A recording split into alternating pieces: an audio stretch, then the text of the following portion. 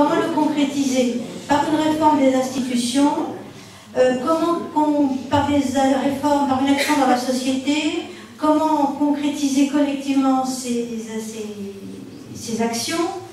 Ensuite, on vous dit aussi, le baptême est la marque des chrétiens. Et on vous dit, mettre l'accent sur le baptême ne conduit-il pas à relativiser l'ecclésiologie catholique par rapport aux ecclésiologies des autres églises chrétiennes? C'est pas forcément un mal. Bah, ce qu'on a en commun, pardonnez-moi, ce qu'on a en commun, catholique, protestant et orthodoxe, en quoi est-ce que cela dévalorise le fait que je sois catholique? Ça t'enrichit. Enfin, la question est très étrange. La question est très étrange, comme si, pour être catholique, il fallait se contre-distinguer des autres et ne pas se réjouir de tout ce qu'on a en commun, car c'est quand même dans cette unité différenciée qu'on va pouvoir progresser les uns vers les autres. Vous comprenez? Et alors, à ce moment-là, on ne sait pas suffisamment se coordonner, on ne sait pas parler. Je vous garantis que dans mon propre diocèse, il a fallu passer des heures pour que les gens se sentent autorisés à parler. Parce que la première fois, ils n'y croient pas. Puis quand ils se rendent compte qu'on prend leurs paroles au sérieux, qu'à ce moment-là, leur baptême a de l'importance, ben, ils se mettent à parler. Mais c'est une très lente et très longue évolution. Je vais vous raconter une chose qui m'a fait énormément plaisir. Mais j'ai des très petites joies, vous savez. Donc on a créé des communautés locales, puis j'allais les installer systématiquement. Je me rappelle très bien cet homme, n'est-ce pas, qui, élu délégué de sa communauté, il rasait les murs pour passer le plus loin possible de moi, pour aller au micro. Puis il parlait au micro comme ça, à côté du micro bien sûr. Puis 3 ans après, cet homme est venu, il a marché dans l'allée tout droit. Il a parlé au micro en face. Ben, j'étais fier pour lui. Moi je trouve que le fait d'être baptisé, n'est-ce pas, devrait susciter dans notre Église de la fierté. Le mot est dans Saint Paul. Ce serait peut-être intéressant de commencer à appliquer Saint Paul. Pour finir. Merci. Puis je vais après. Oui, je vous en prie. Alors, 3 petites choses. Une première, si le monde contemporain ne supprime pas le sacré, vous en avez parlé tout à l'heure, stars, rites divers, etc., n'est-ce pas que le sacré est inhérent au cœur humain? La foi chrétienne doit-elle alors le réduire ou en tenir compte, voire l'évangéliser? Mais je réponds tout de suite. Mais le Nouveau Testament ne résonne pas dans la catégorie du sacré qui distingue sacré et profane. Le Nouveau Testament résonne dans la catégorie de la sainteté qui conjoint et unit. Séparation ou alliance. Voilà pourquoi nous ne sommes pas, nous ne pouvons pas être les hommes du sacré, surtout au moment où on tombe par terre, quand même, mais nous devons être des gens d'alliance. Que pensez-vous, Père, des laïcs en mission ecclésiale? Où mettez-vous la mission et le côté professionnel de cette mission? Et quant au choix de la rémunération ou du bénévolat? Oh là là, bon, faites une session. Je vais répondre très vite, puisque le train ne peut même pas m'attendre indéfiniment.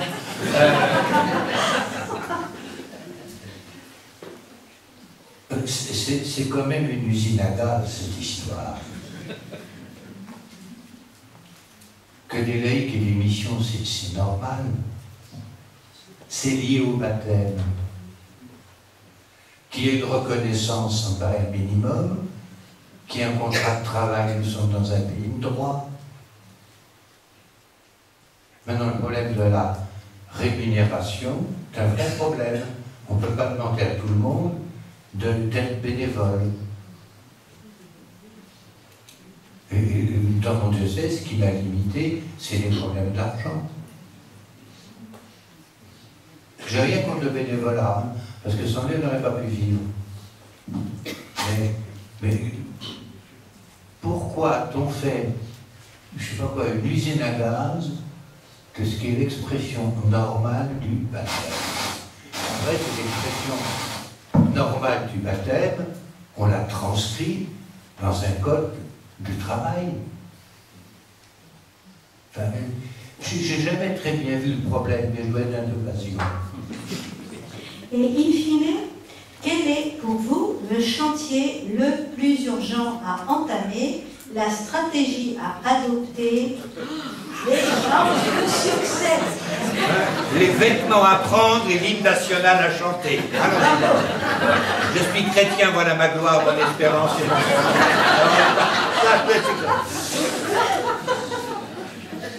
Notre Église est en train de se replier sur elle-même. Elle ramène tout au culte.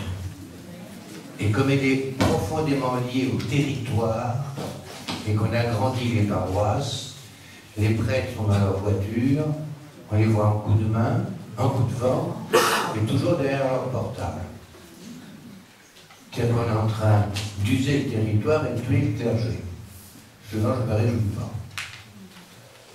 Or, on trouve ça, on dit que c'est une révolution pastorale. Je me souviens que c'est le même aménagement que les PTT, que les autocars ruraux et les petites lignes de tramway. Hein, on recentre tout.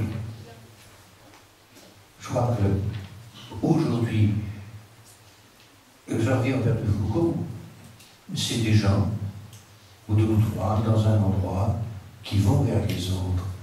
L'avenir de l'Église, il est dehors. L'avenir de l'Église, il est hors de l'Église. Il ne s'agit pas de construire des musées. Il s'agit de faire des diasporas. Et là, vous êtes chacun maître d'œuvre. Puisque, question en question, j'ai fait beaucoup de confirmations, 30 ans d'épiscopat. Bon. Et alors, j'avais la question inévitable, ça commençait toujours par comment on devient évêque, à quoi ça sert un évêque, est-ce qu'il y a une école pour devenir évêque, est-ce que vous êtes content, d'accord. Et à la fin, il y avait la question, mais on confirmait 17, 18 ans. Après la confirmation, qu'est-ce qu'il faut pas faire? Je leur répondais systématiquement, c'est à toi de le dire. Sinon, tu me rends contradictoire. La confirmation, on te considère comme un adulte. Et la première chose que tu demandes comme adulte, c'est qu'est-ce qu'il faut que je fasse? C'est une question d'esclave. Vous êtes confirmé? Merci infiniment.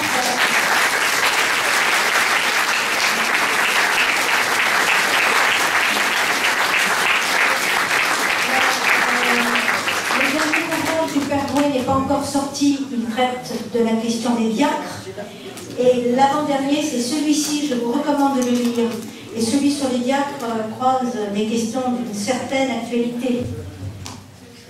Pardonnez-moi. Nous aussi, nous sommes là.